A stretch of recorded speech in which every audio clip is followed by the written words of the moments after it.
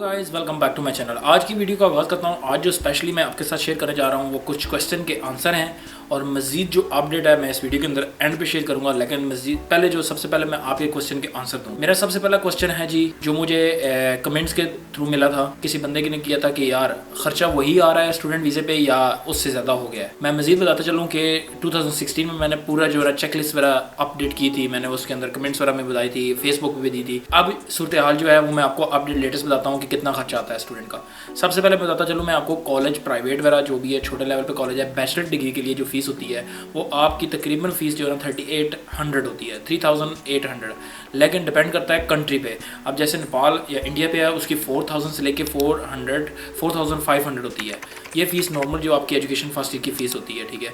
इसके अलावा जो आपको 500 सिक्योरिटी फ़ीस आपको देनी पड़ती है कॉलेज को जब आप कंट्री छोड़ते हैं, ठीक है। चाहे आप ड्यूरिंग द स्टडी छोड़ के जाना चाहते हैं, परमानेंटली छोड़ के जाना चाहते हैं, तब आपको ये 500 कॉलेज वापस रिटर्न करता है।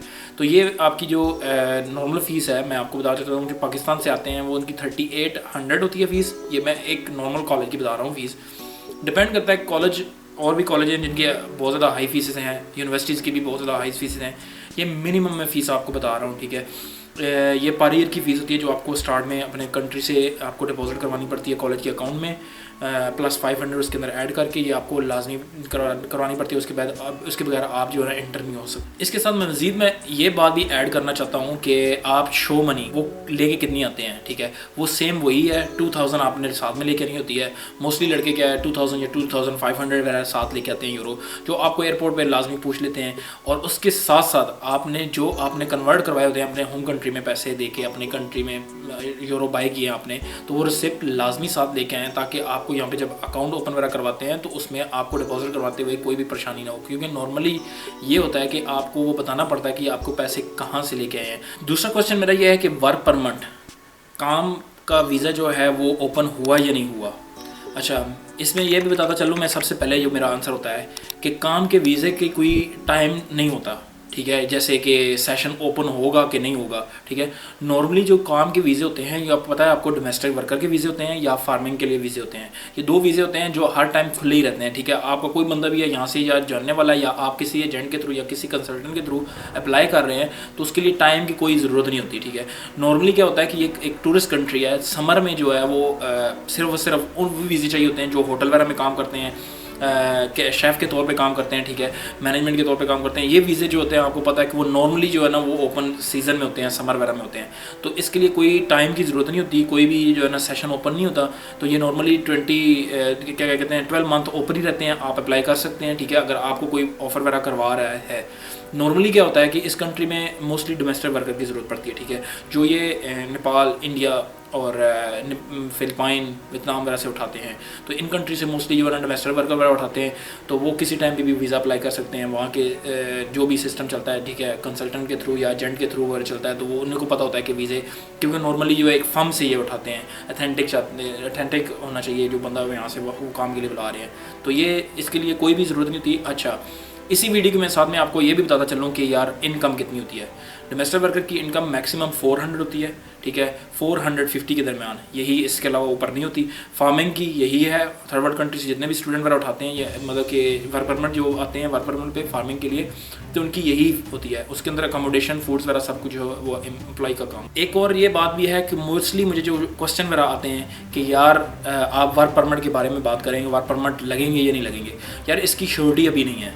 जो सिचुएशन चल रही है अभी तक भी वही कंडीशन, लॉकडाउन वगैरह हुआ है, ठीक है। अभी दिसंबर चल रहा है, आज दिसंबर 14 हो चुकी है। तो सिचुएशन ये समझ लें कि काम की जो काम है, जॉब्स वगैरह हैं, मोस्टली जॉबलेस हो गए हैं बंदे, ठीक है, काम वगैरह कम हो चुके हैं। अब नेक्स्ट ईयर कैसा होता है ये मैं आपको आगे चल के ही बताऊंगा कि अगर कुछ सिचुएशन बनती है तो मैं ज़रूर आपके साथ शेयर करूँगा। मेरा एक और क्वेश्चन है इसी वर्क रिलेटेड के साथ, आप स्टूडेंट को भी देख सकते हैं, इसी मैं स्टूडेंट को भी एक्सप्लेन करूँगा कि यार अगर हम वर्क परमिट पे आएंगे या हम स्टूडेंट वीज़े पे आएंगे तो हम यहाँ से किसी भी शेंजन कंट्री या यूरोपियन कंट्री में जा सकते हैं उसी वीज़े पे या नहीं, एज अ टूरिस्ट या ट्रैवलर के तौर पर। तो इस बात में मैं आपको थोड़ा सा मैं एक्सप्लेन करूँगा। अगर आप वर्क परमिट पे आ रहे हैं यहाँ पे, जब तक आपका जो बॉस है, जो कंपनी है आपकी, तब तक जब तक वो चाहे ना तो आप ट्रैवल नहीं कर सकते किसी भी कंट्री में, चाहे आपका अपना होम कंट्री भी है, ठीक है।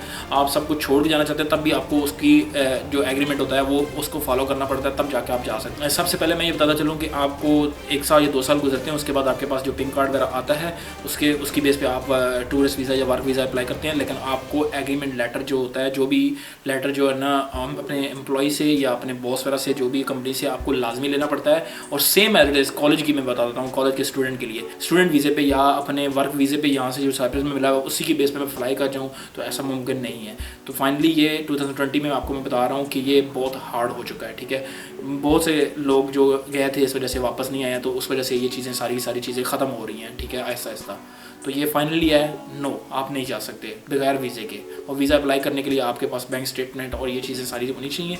उसके बाद भी आपके पास 50-50 चांसेस हैं कि आपको इस बेस पे वीज़ा मिल जाए। वर्क परमिट वाले के चांसेस होते हैं क्योंकि वो काम पे आए होते हैं, उनका अगर काम अच्छा है, उनकी सैलरी अच्छी है तो उनके ज़्यादा चांसेस हैं। लेकिन स्टूडेंट के लिए 50-50 अभी। ये क्वेश्चन है एक्सपेंस के वाले से कि एक स्टूडेंट वगैरह आता है तो उसको मंथली एक्सपेंस वगैरह कितने होते हैं। 2020 ख़त्म होने वाला है 2021 के मुताबिक, और ये जो लास्ट एक्सपीरियंस है उसके हवाले से मैं बात करूँगा। आपका जो एक्सपेंस है मिनिमम वो डिपेंड करता है सिटी पे, लेकिन अभी आजकल जो सिटी हैं सब के सब सिमिलर होते जा रहे हैं, ठीक है। पहले जो निकोसिया थोड़ा सा डाउन था, पाफस डाउन था, उसके बाद लारनाका डाउन था, लेकिन आयनापा और लिमासोल बहुत ज़्यादा एक्सपेंसिव रहे थे।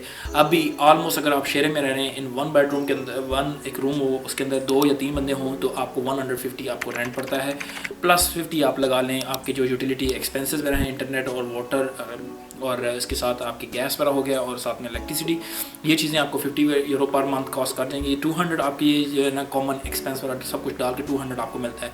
इसके अलावा फूड एक्सपेंस जो है वो डिपेंड करता है आप पे, आप किस किस्म का खाना खाना चाह रहे हैं। अगर आप घर में डेली के बेस पे बनाना चाहते हैं, अपना एशियन फूड वगैरह कुजीन वगैरह बना देते हैं, तो वो आपको चीप पड़ जाती हैं।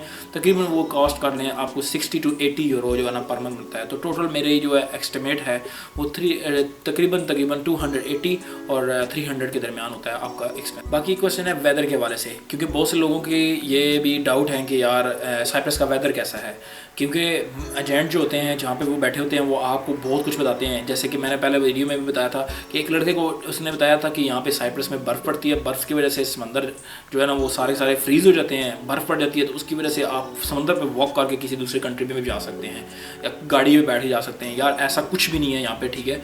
यहाँ पे बर्फ़ सिर्फ एक सिटीज़ है, वो कह सकते हैं कि हिली एरिया है, टोडोस के पहाड़ों पे बर्फ़ पड़ती है, ठीक है। अक्सर आप लोग जहाँ से विज़िट वगैरह के लिए जाते हैं, लोग वगैरह वहाँ पे घूमने के लिए जाते हैं। इसके अलावा कहीं भी बर्फ़ नहीं पड़ती है, ठीक है। हाँ, ओले ज़रूर आते हैं जब बारिश वगैरह होती है, तो बाकी स्नो फॉलिंग वगैरह नहीं होती है, वहीं पे स्नो फॉलिंग होती है, उसके अलावा नहीं होती। तो इस तरह का कोई भी नहीं है। हाँ, रेनी वेदर वगैरह होता है, थोड़ी सी रेन वगैरह होती है विंटर वगैरह में।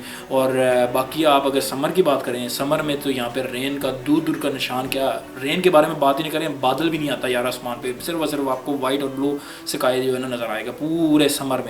समर भी माशाल्लाह छोटा नहीं होता, ठीक है। समर भी तकरीबन 8 से 10 माह का समर होता है, ठीक है।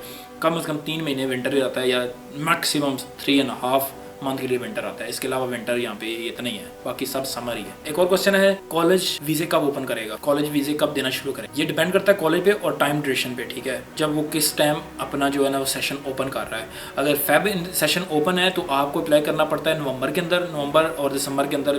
दिसंबर कुछ जो स्टार्टिंग फर्स्ट वीक होता है उसके अंदर ही वो डेडलाइन बता देता है, डेट आपको इसके दरमियान आपने अपने एडमिशन वगैरह करवा लेने, अपने आपकी जो है ना वीज़े के लिए जो है ना इमिग्रेशन को फॉरवर्ड कर दे ताकि आपका वीज़ा वगैरह लग जाए। तो जनवरी में आपके वीज़ा वगैरह आ जाते हैं। नॉर्मली जो आपकी कमेंसमेंट वगैरह डेट होती है उससे तकरीबन 15 दिन पहले आपका वीज़ा आपके हाथ में होता है। जो स्टार्टिंग वीज़े स्टार्ट होते हैं वो 9 या 10 जनवरी से स्टार्ट हो जाते हैं, ठीक है। तो आपकी कमेंसमेंट जो होती है 26 होती है, तो आपको 28 या 26 से पहले फेब से पहले आपको इंटर होना पड़ता है, तो उससे पहले ही वीज़े आपको मिल जाते हैं। नॉर्मली ये होता है कि 15 या 20 दिन पहले आपको वीज़ा मिलेगा।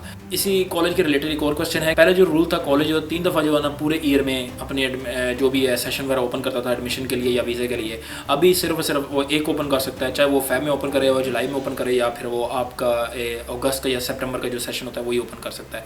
इसके अलावा वो ज़्यादा स्टूडेंट वगैरह नहीं लेता है। लिमिटेशन वगैरह आपको पता है कि मिनिस्ट्री ऑफ एजुकेशन की तरफ से उनके ऊपर पाबंदियाँ वगैरह लग गई हैं, लिमिटेड वगैरह स्टूडेंट वगैरह देने हैं। तो ये एक ही सेशन होता है ओपन, और लिमिटेड स्टूडेंट वगैरह ले सकता है। और स्टूडेंट के साथ साथ आपको पता है कि क्वालिटी ऑफ स्टूडेंट वो लेता है, ना कि नॉर्मली ये है ना पहले की तरह जो आया उसको वीज़ा मिल गया। ये लास्ट क्वेश्चन है या लीस्ट क्वेश्चन है, इसके बाद देखते हैं। लेकिन जो इंपॉर्टेंट क्वेश्चन ये है कि स्टूडेंट को यहाँ पे काम मिलता है या नहीं मिलता। आप सब इस बात का इंतज़ार करते होंगे कि यार अभी जो 4 साल पहले कंडीशन थी या अभी की कंडीशन में एक स्टूडेंट को काम यहाँ पे मिल जाता है। यानी अब मैं अगर फाइनली आपको बताऊँ ना कि काम मिल जाता है, ठीक है, ढूंढने वाले को मिल जाता है, लेकिन कितना कमा सकता है ये इंपॉर्टेंट कर। वही पोजीशन है 500 से लेके 900 तक 1000 तक जा सकता है। इससे ऊपर जो जा रहा है तो वो बहुत लकी हैं, ठीक है, बहुत कम बंदे हैं ऐसे जो जा रहे हैं स्टूडेंट की पोजीशन में।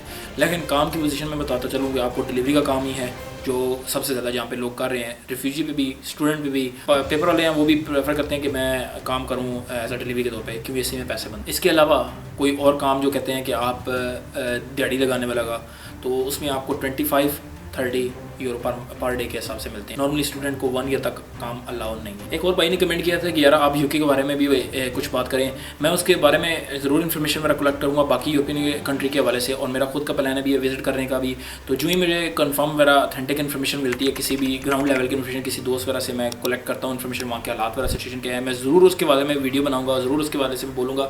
सबसे पहले मैं माजरत भी ये भी करूँगा कि यार बहुत दिनों के बाद मैं वीडियो बना रहा हूँ, क्योंकि आपको पता है कि विंटर आ चुका है। विंटर में हमारा जो डिलीवरी वालों का काम होता है वो बहुत ज़्यादा होता है, तो इस वजह से मेरे पास टाइम नहीं होता कि मैं आपके साथ कुछ बातें वगैरह शेयर करूँ। कभी कभी माइंड में आती हैं कि बहुत सी चीज़ें मैं देखता हूँ, सुनता हूँ, तो मैं दिल करता है मैं वीडियो बना के आपके साथ शेयर ज़रूर करूँ, लेकिन सम टाइम माइंड से स्किप भी कर जाती हैं क्योंकि काम का बर्डन की वजह से, और कुछ अपने भी जाती जो है मामला वगैरह क्लोजिंग वगैरह करने होते हैं कुछ, तो उसके लिए आई एम रियली सॉरी।